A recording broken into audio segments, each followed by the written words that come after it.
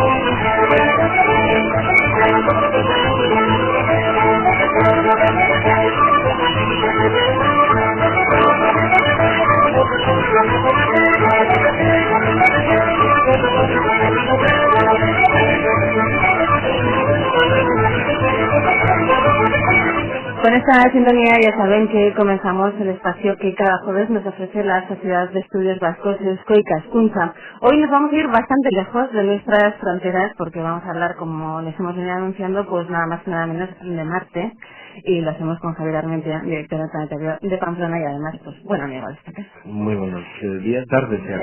Solemos decir tardes, aunque hemos comido. Claro, yo sé, es la hora, buenos mediodías. Sí, bueno, pues, vale, buenos mediodías. Fíjate, hablando de Marte, ellos tienen también un día bastante parecido al nuestro. Pero es más largo, ¿no? Media hora más largo. Los solo días, solo media hora. Algunos nos harían falta más de media.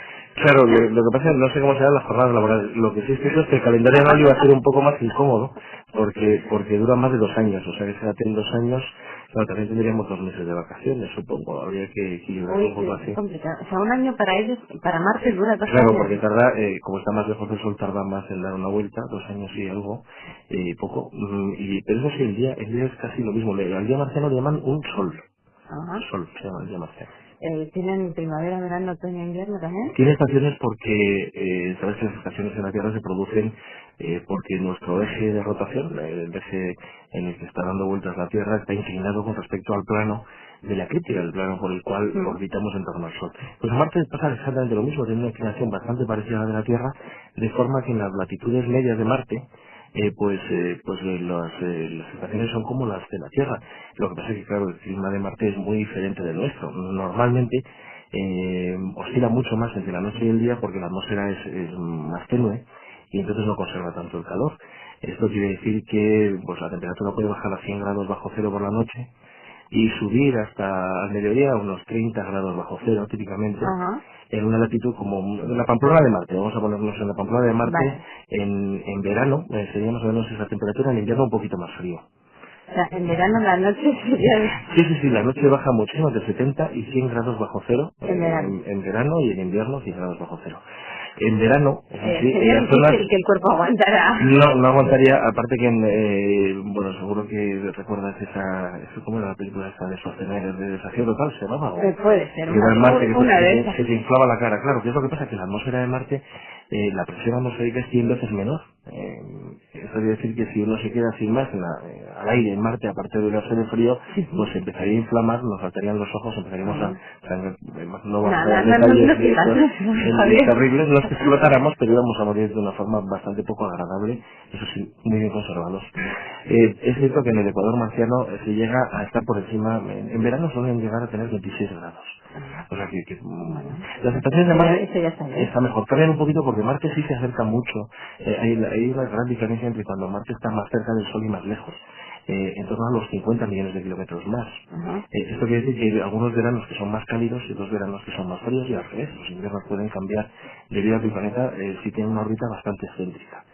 Estas cosas del clima de Marte, especialmente las cosas que se están aprendiendo un poco y que tiene mucho que ver con lo que pasa en el planeta, ¿no? Con esa erosión, esos grandes vientos que tiene Marte, tormentas de polvo, parecidas a los simunes del desierto, a veces tormentas eléctricas con muchos con rayos y muy a menudo con una cosa que se llaman los espíritus del aire, que es una cosa muy poética de nombre. Muy bonita, muy poética, sí. Creo que son pequeños tornados, similares a los que existen en algunas zonas en algunos desiertos, como el de Gobi en Asia. Son pequeños tornados que recorren a gran velocidad y que pueden ser localmente capaces de destrozar hasta una roca. Ujú. o Bueno, una nave espacial. cuando anunciábamos este espacio decíamos que bueno nos íbamos a preguntar si hay vida en Marte. Ujú. Yo casi la pregunta primera es ¿qué se entiende por vida en otro planeta? Es que eso es en el nuestro también, ¿no?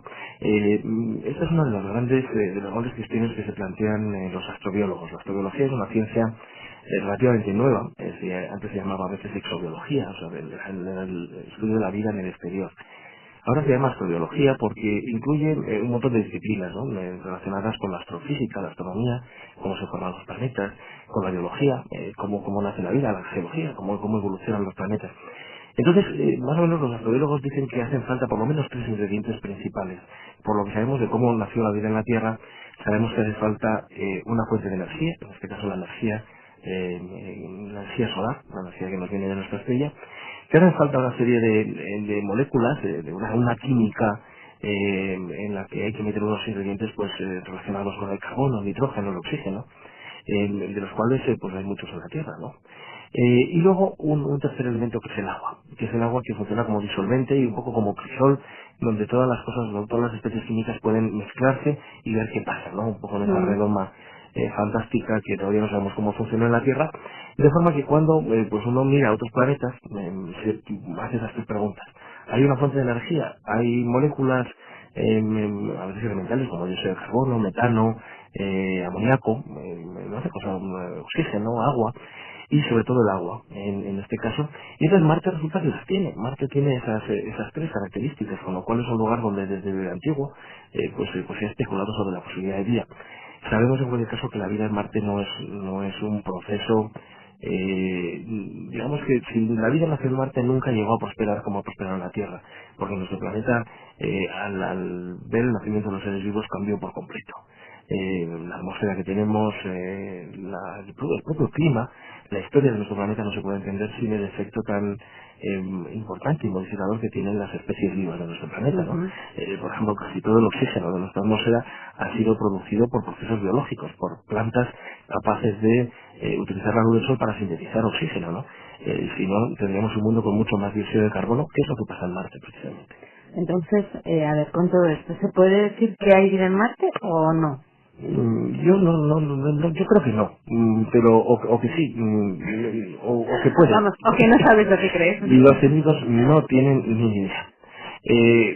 Los ingredientes están. Hubo momentos, sabemos que hay momentos a partir de las imágenes que se han ido obteniendo en los últimos, pues desde los finales de los 60, que es cuando las primeras ondas marcianas, las Mariner llegan a Marte y empezaron a hacer fotos, luego las Vikingo, que se posaron allí, que eran unos cuantos experimentos donde no había evidencias de vida, pero las fotos indican que el agua ha corrido libre por la superficie de Marte, que hay restos de valles, restos de ríos, incluso de algunos lagos bastante grandes, ¿no? No tanto como océanos terrestres, pero sí ha habido agua.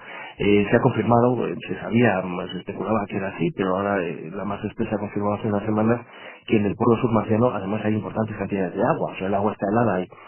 Marte al principio de su vida era más cálido, con lo cual el agua quizás estaba de forma líquida y ahora está helada. Quizás, por lo tanto, en ese Marte primerizo, pudieron nacer las especies vivas. Lo que sabemos es que no prosperaron, ¿no? Quizás Marte, porque Marte se empezó a enfriar, no tenía efecto invernadero, la noche y el día eran realmente diferentes de temperatura y posiblemente la vida murió.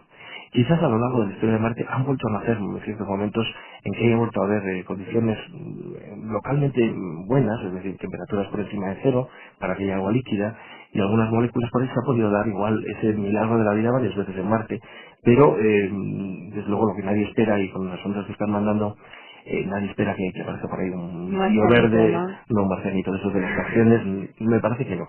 Tanto que hemos, tantas películas que hemos visto de marcianitos. Claro. Sí, especialmente pues Y al final no, la guerra de los mundos. y al final no vamos a tener marcianitos. Fíjate, además marcianitos que nacieron en la unos ciencia eran ficción. marcianitos y otros eran unos marcianos horrorosos. Horrorosos, los Hay más que chatas. hay que decirlo. La verdad que yo para que vengan así que no vengan. Que no vengan. No, nacieron, fíjate, es una historia preciosa de cierto modo, porque los marcianos nacieron de la mano de la ciencia. A finales del siglo XIX, Schiaparelli, que era uno de los grandes astrónomos, uno de los mejores observadores planetarios, había hecho unos mapas increíblemente detallados de Mercurio, empezó a hacer unos mapas de Venus. Venus tiene un problema, y es que de Venus, de Marte. Marte tiene un problema, y es que se le ve siempre muy pequeño, Cuando hay una oposición, como la que tuvimos el año pasado, que Marte se acerca más, pues los astrónomos aprovechaban, ponían sus telescopios y miraban a Marte. Pero la atmósfera terrestre hace que la imagen de Marte sea muy borrosa, y solamente cuando uno está mirando a Marte en el telescopio, hay momentos en que parece que las nubes se van, no son las nubes, es la turbulencia atmosférica, y se ve muy clarito. Esos momentos claritos en cada noche los empleaba este Madrid para pintar las zonas oscuras y que llamaron también mares, como en la Luna, y él encontró una serie de líneas que iban hacia el Ecuador y que llamó canales. Dijo, parecen como una especie de canales, pero él no decía canales artificiales, sino canales, pues como que dice el Canal de la Mancha, o sea, una especie de zonas oscuras que parece bueno, recorren la superficie. En Estados Unidos estaba Percival Lowell, que era uno de los un rico que tenía como gestión la astronomía y que había montado el mejor observatorio astronómico del mundo en Arizona, en Flagstaff, que era su ciudad natal. Y él desde allí, con su mejor telescopio, el mejor telescopio del mundo, se puso a investigar a Marte y encontró una red de canales que además tenían claramente un diseño. Él dijo, esto no es natural, estos canales son artificiales. Son canales además que llevan agua desde los polos de Marte, que se conocía que existían, de los castillos polares, al Ecuador marciano. ¿Por qué? Porque Marte es un planeta desértico. Y entonces para explotar la agricultura tiene que llevar con esos canales. Claro, el paso siguiente es, para hacer esos canales la tecnología que hay es mucho mayor, más adelantada de la que hay ahora en la Tierra.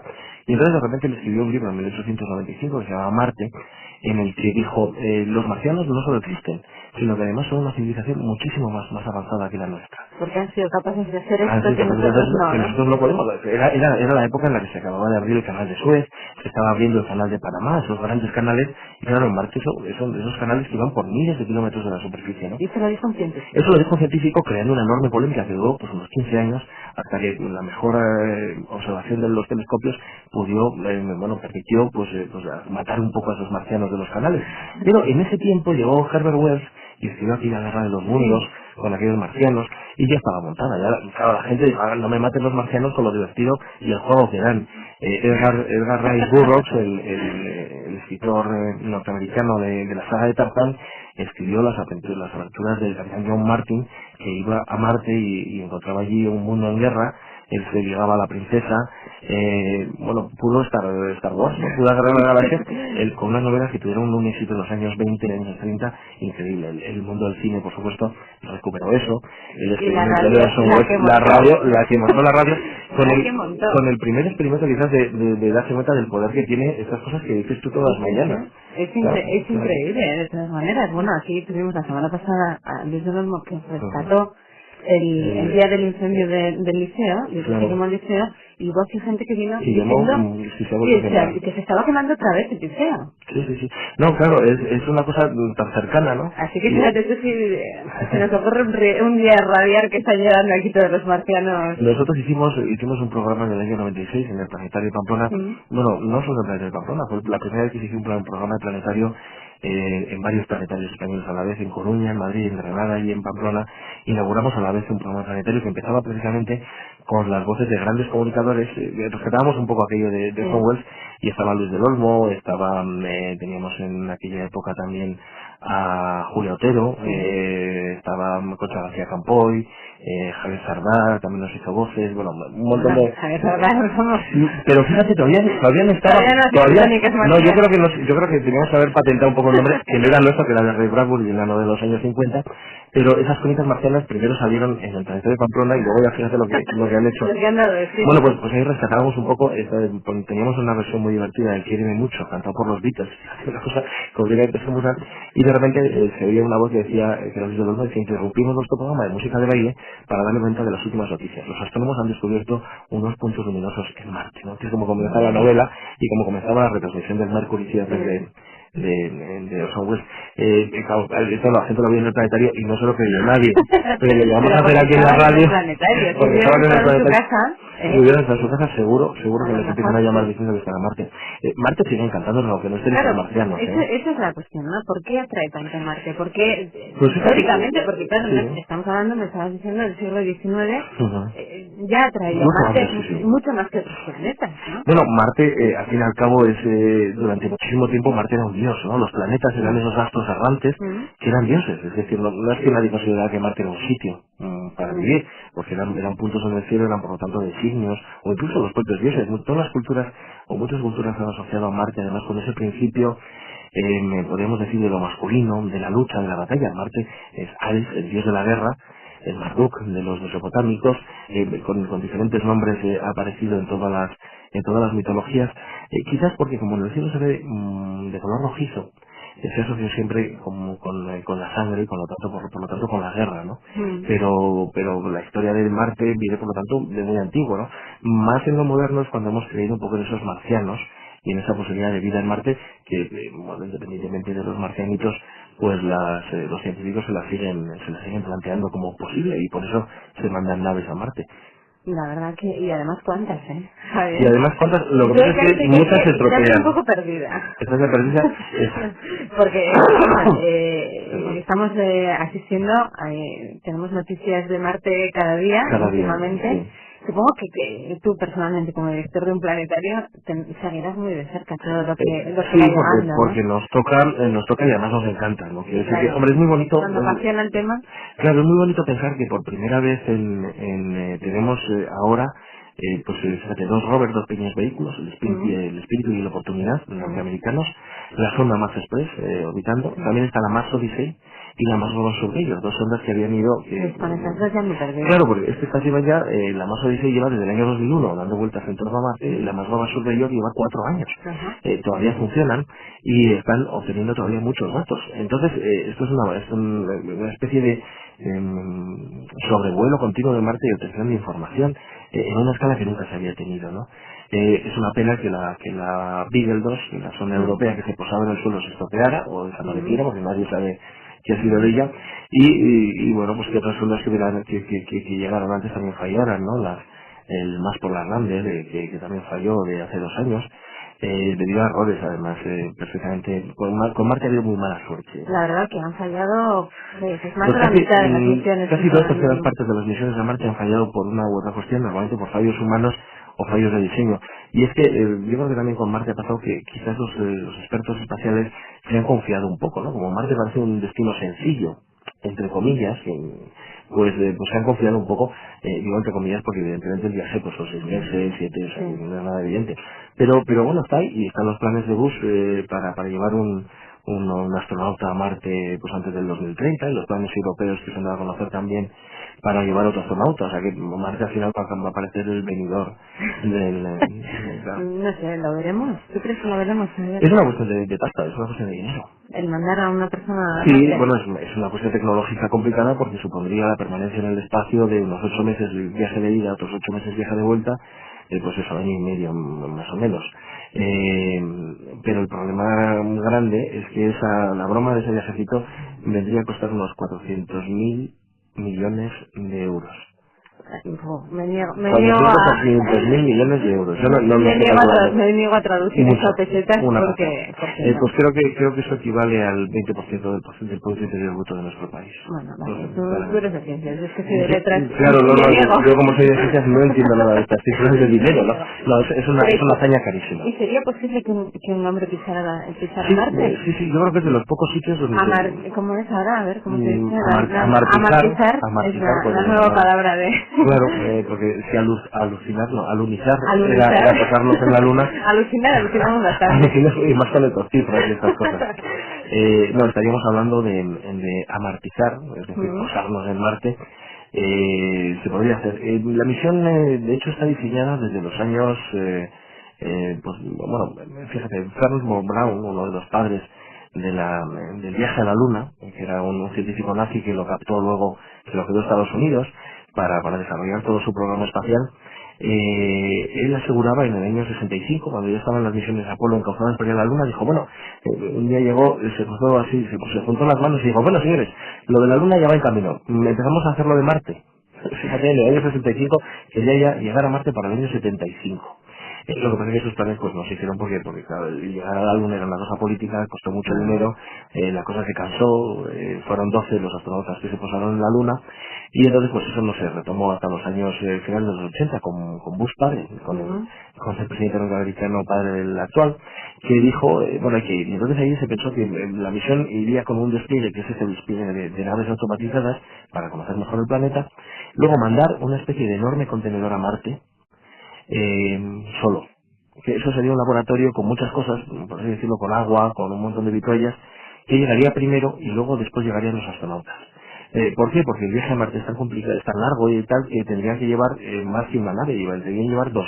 Entonces llegarían ahí. Y esta ficción la recogió una de las películas, no sé si Misión a Marte, o una de estas de Hollywood que hicieron hace unos 5 años, recogiendo un poco cómo podría ser ese viaje. Claro, en la ficción está, lo que pasa es que los astronautas llegan y la sonda que había llegado antes está toda estropeada. Claro, esas cosas que pasan siempre en las películas, pero bueno, que en la vida real, como decíamos antes, también se estropean muchas cosas y fallan. Claro, Si da un pequeño fallo esa es la gran cuestión. en una misión de este tipo, un pequeño fallo se paga muy caro, ¿no? Evidentemente, y bueno, el ejemplo lo tenemos, ahora hemos cumplido, hace un año exactamente, fue la catástrofe del Columbia, ¿no? Que ha paralizado por completo los lanzamientos espaciales norteamericanos en un año y posiblemente durante más años. O ha lanzado ya a la basura este programa. Es decir, la responsabilidad que uno tiene cuando manda humanos al espacio pues es mucho mayor. El anterior desastre del Challenger supuso casi 10 años de retraso en la carrera espacial norteamericana y este pues está suponiendo también un cambio por completo que quizás al traste con otras misiones, ¿no?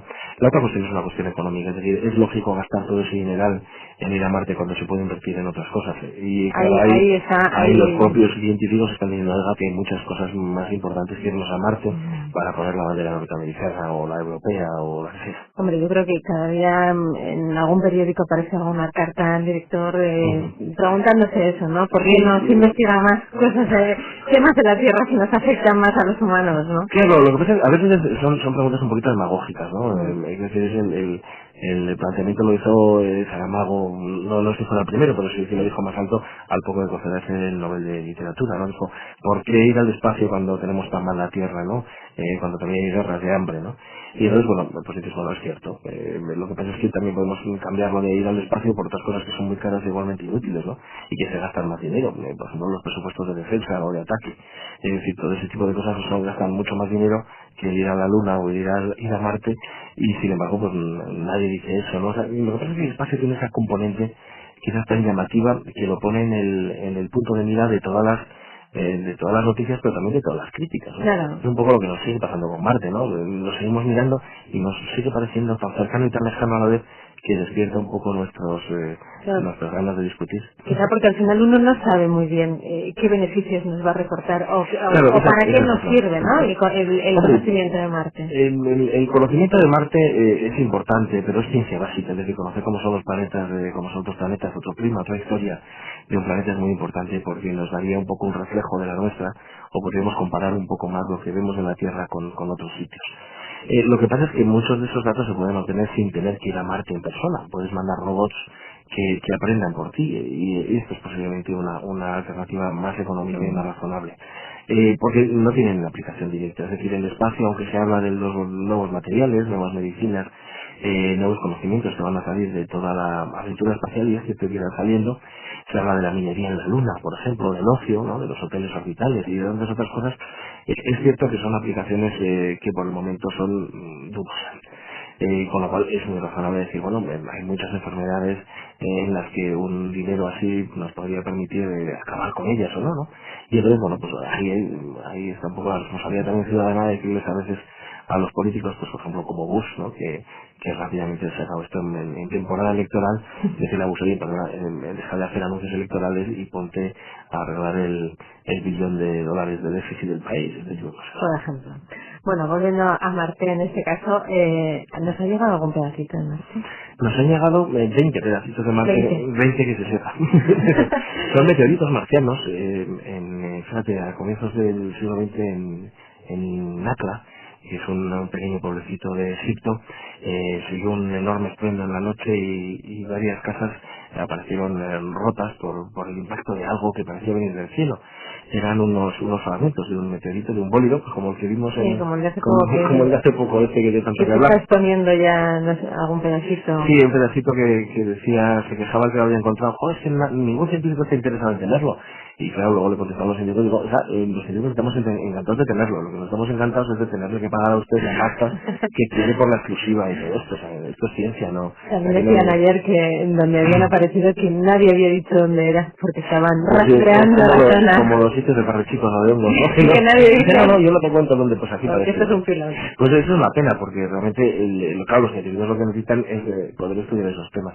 Afortunadamente esta piedra es la que se recoge en Zamora, creo que se pudo analizar, está ya analizada, los científicos ya han sacado de ella todo lo que se sabe y lo que queda es una pieza de colección que si quiere venderla pues hay mucho coleccionismo de estar, o sea, tú vas a internet, metes meteoritos y subastas y encuentras que se vende casi todo. Bueno, pues uno de esos meteoritos tenía una composición un poco diferente de las de otros y otros con Chargotti y en varios años se encontraron varios y ahí había unas cuantas piezas que se analizaron en los años 50 y se encontró unos pequeños agujeritos dentro de ellos donde se encontró que había aire y con la misma composición que el aire de Marte.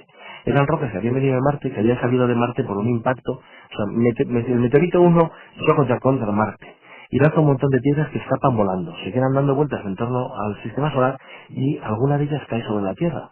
El último de esos meteoritos marcianos fue uno que se encontró en la Antártida, en los montes Alan, en la LH 84001, que es el que se analizó hace unos años y se dijo que quizás había ahí restos de seres vivos marcianos. O sea que Marte a veces también se viene de paseo, no solamente vamos los terráqueos a Marte, sino que algunos marcianos, aunque sean piedras, nos han venido a visitar. Bueno, lo vamos a dejar aquí hoy con la Sociedad de Estudios Vascos, Euskal-Askuntza. Nos hemos acercado un poquito más hasta Marte y vamos a recordar que Euskal-Askuntza tiene su sede en Pamplona, en la Plaza del Castillo, 43 bis, tercero y cuarto D, y que el horario de atención al público es de 8 a 2 por las mañanas y de 4 a 6 por las tardes.